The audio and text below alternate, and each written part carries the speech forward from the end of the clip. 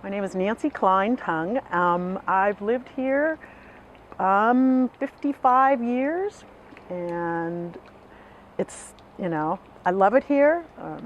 It's a fabulous place to play, and I think like I said, I think I'm on the lake more than anybody else. It's a wonderful place. It's a great place to grow up. I grew up just 3 doors down here, but the summer when I graduated from high school, I was sitting out on a floating dock like these, and a boat came in too close, and a swimmer was swimming out too far, and the boat ran over the swimmer about 6 feet away from me and killed him.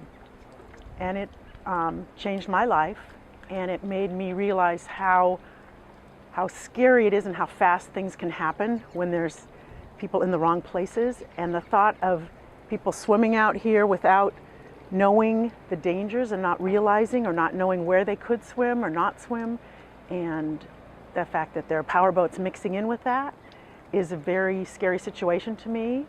And having witnessed that, I am particularly attuned to the issues around here as far as safety. So it's a huge concern. Sometimes I see people swimming out in the middle, and I go out there and warn them and tell them what I saw and what happened, and ask them to please come in closer to shore.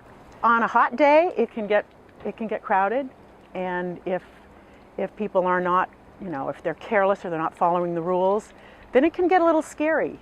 So, and I'm probably more paranoid than most about keeping swimmers from the boats.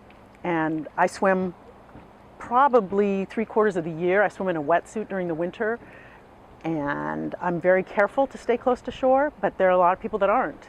And I think if this was just open to the public, it would just be a setup for a dangerous collision like that. And I just don't want anybody else to lose their life because of a boating accident. When we're skiing and we're trying to keep, following the certain routes that you're supposed to follow, I see people that maybe go the wrong way, and that could just be a disaster.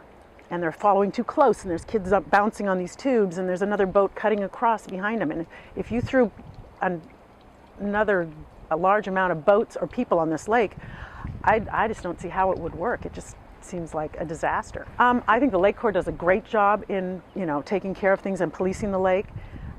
They obviously can't be everywhere at once, and a lot of times the people who live around here are keeping eyes on things too and helping them.